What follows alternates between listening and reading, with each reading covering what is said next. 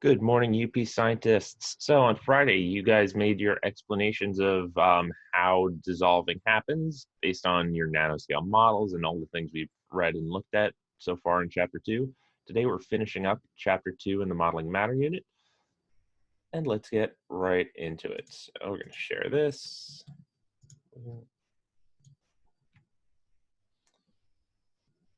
All right, so today we are going to be wrapping up this chapter. So the title of the lesson is Making Sense of Solubility. Our first activity is going to be reading more about ingredients. So one way that scientists find out about things that they cannot observe, such as why solids dissolve or don't dissolve in liquids, is by reading what other scientists have found out. There are constantly thousands of scientists discovering new things about the world, trying to make sense of everything around us. And rather than doing every single experiment ourselves, which is impossible, we look at what other scientists have done and use their work to learn more about the things we're talking about. So reference books like this one, the Food Scientist Handbook, have information about many related topics. So readers usually look for one specific topic rather than reading all the way through. So if I want to find out about sugar, I don't necessarily have to read every single ingredient in the whole book. I can just look for sugar. So to get to this book, we're going to log in our grade 5 Amplify Science bookmark. Going to log in using the remote learning at tryamplify.net username, remote learning 2020 as your password. I'm going to scroll all the way down to modeling matter, click on that image, and then we're going to click on the purple box with a 2 in it.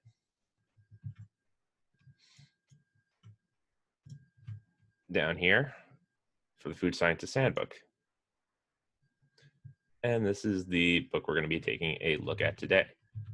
So while that loads, we'll move on. So the table of contents is going to be one of the first pages in that book, and it's going to list all the different sections of the book, including sections on different ingredients. So if you look at the top here, it says ingredients to food science. So we have some of the ones that we looked at. So we have sugar, we have pepper, we have citric acid. Don't see any cumin on here, but that's totally fine. We're not going to be looking at that one today. So you can also find a specific topic by going all the way to the back and looking alphabetically in the index at the back of the book. So if we're looking for citric acid, we just go to C and, oh, hey, there's some stuff on page 6 and 7 and page 16 and 17 about citric acid. So today we're going to be reading about sugar and citric acid, those two ingredients that we decided might be part of our salad dressing based on their solubility. And we're going to see what we can infer based on everything that we've learned so far. So you're going to go into the book, you're going to find the table of contents, which will tell you where citric acid and sugar are. So sugar's on page 8, citric acid is on page 16. So just scroll through until you get to page 8. This is where you go for sugar. And page 16, click a little bit more. This is where you would go for citric acid.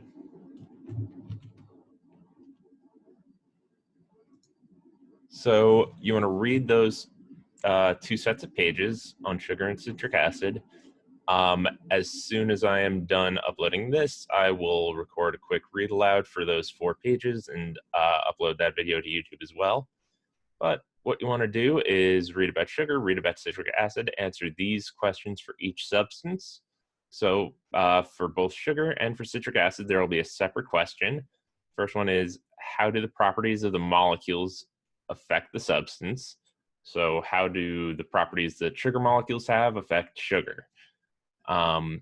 Second question, what can you infer about each substance based on what you read? So inference is something based on like the information in front of you plus some of your prior knowledge. What can you infer about each substance based on what you read? And then the third one, what's something new you learned about that substance? So you'll have all 3 of those questions popping up over here for each one of those 2 ingredients. So there will be 6 questions total. So make sure you're using the book. those pages on sugar and citric acid to answer these 6 questions, and come back to the video when you're done. Okay, so we're going to be moving on to our second activity, making models of mixing. So we're going to be going back into the simulation to learn more about how soluble different substances are. So first thing you want to do is right now go and open your Google Doc and find the, sorry about that, and find the section for activity 2. And what that'll look like is, here it is.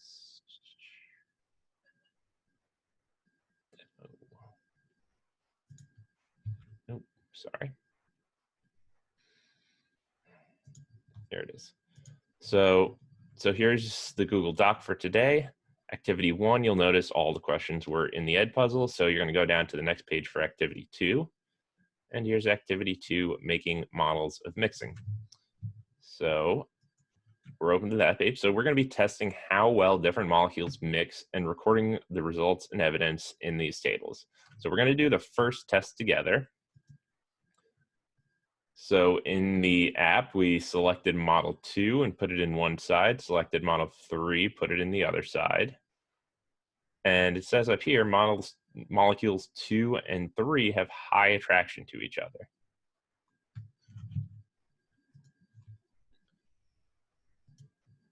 So in the first column of our first table, we're going to highlight the blank space in our document and record the high level of attraction between these two molecules. So if we go into our document here, we're just going to write high right there. Okay, done. Cool. Next, we're going to press the zoom in button on our simulator and then stir the mixture around. Going to observe whether or not the molecules connect with each other to form clusters. So when we're stirring that mixture, we're just spreading the molecules around more evenly. So notice that in this mixture, the molecules of substance 2 are connecting with molecules of substance 3. And you can see that black outline forming around the different groups of molecules. So after watching that, we can infer that these two substances would mix together. They would, in fact, dissolve.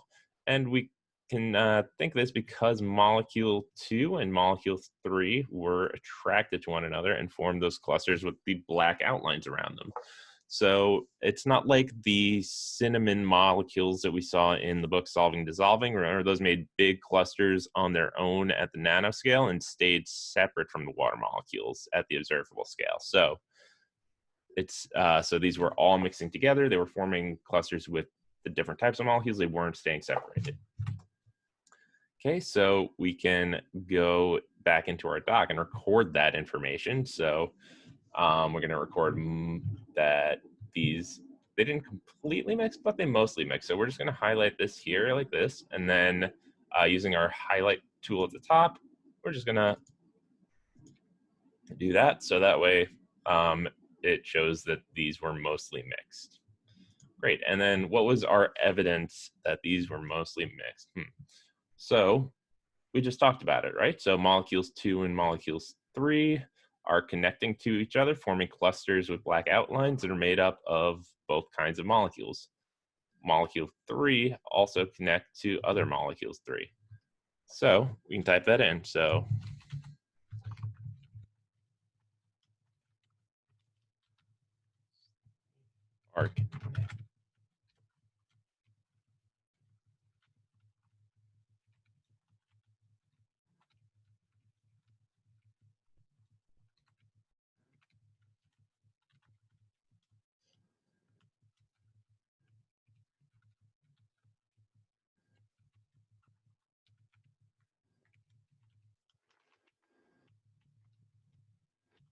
okay, so that's the kind of evidence that you should have for each one of these responses when you're done.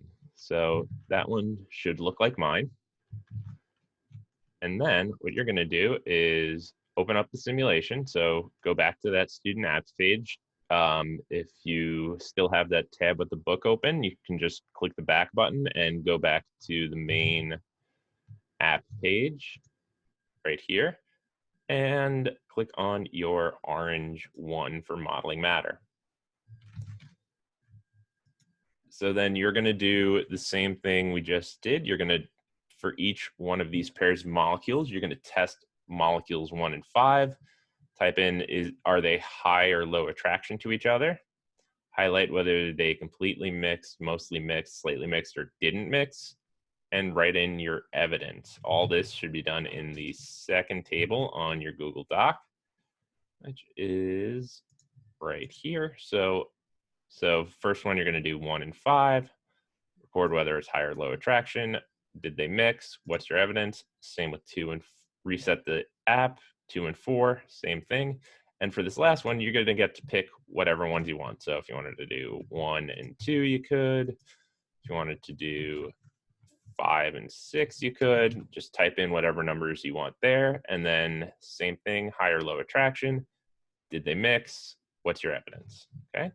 So as soon as you're done with that, you're going to continue on to activity 3. So activity 3, we're going to be evaluating some scientific explanations. And we wrote our own explanations on Friday. These are going to be a couple examples that we're going to be evaluating so that you can compare those to your own explanations and see how maybe yours could be improved as well. So we just worked with a model, that simulation that uses images to explain what happened when a solid dissolves in liquid. Next, we're going to read 2 explanations that use words to describe it. So let's see here. So we scroll down to activity 3 in our Google Doc. And first, let's read and evaluate explanation A. So here's explanation A. So our question here is, why does sugar dissolve in water but pepper does not? So in explanation A, said sugar is soluble in water. When I put sugar in water and stirred, the sugar seemed to disappear. However, because the water tasted sweet, I knew that the sugar was still there. Pepper, on the other hand, is not soluble in water. Even after stirring a long time, I could still see clumps of pepper in the water. So let's take a look here. So we go down to this table right here, and we're going to be evaluating explanation A by writing yes in the second column if it includes whatever feature of the scientific explanation is in that row. If it's not included, we're going to write no. Then we're going to repeat the same thing for explanation B and just write our answers in the third column. And then we'll have 2 questions to answer afterwards. So first, we're going to think about whether explanation A answers the question. And remember, our question is, why does sugar dissolve in water but pepper does not? So go ahead and write that answer in your explanation A now. Pause the video. So for me, I do not think that all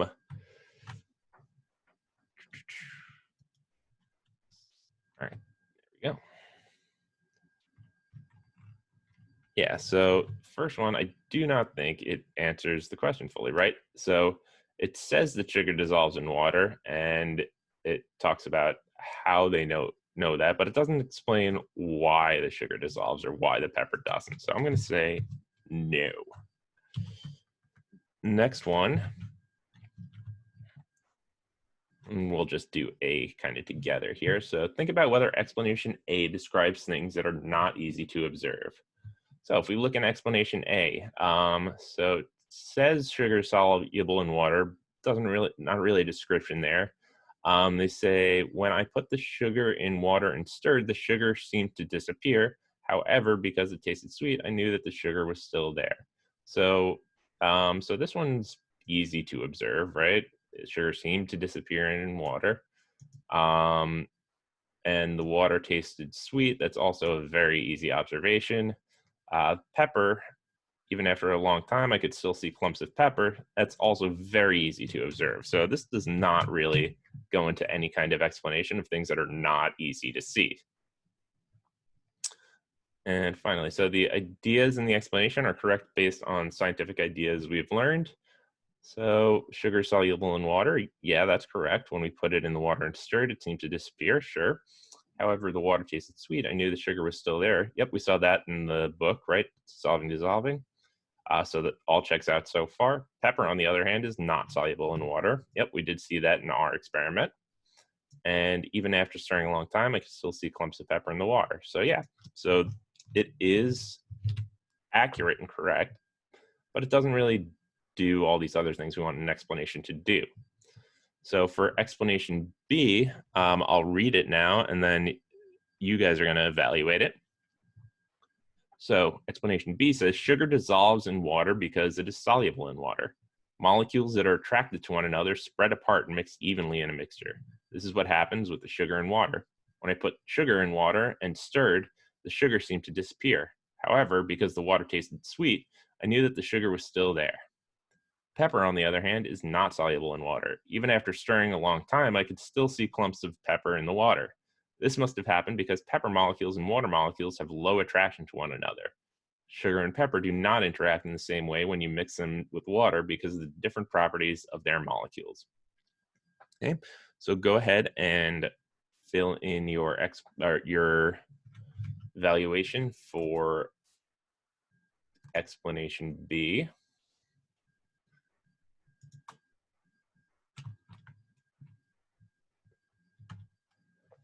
And then we have these two questions to answer right over here. So what parts of each explanation were strong? So you want to make sure that you, in that answer to that first question, include both explanation A, what parts of that are strong, and explanation B, what parts of that are strong. And then the second question here is, which explanation of dissolving do you think is more accurate and why?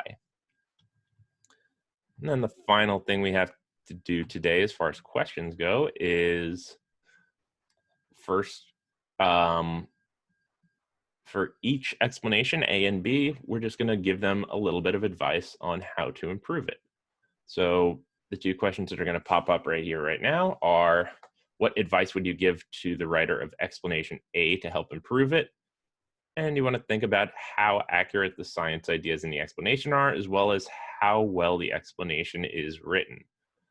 So we're going to improve those two right now. So go ahead and answer those questions and make sure you're following instructions and using at least 2 complete sentences for each of these answers.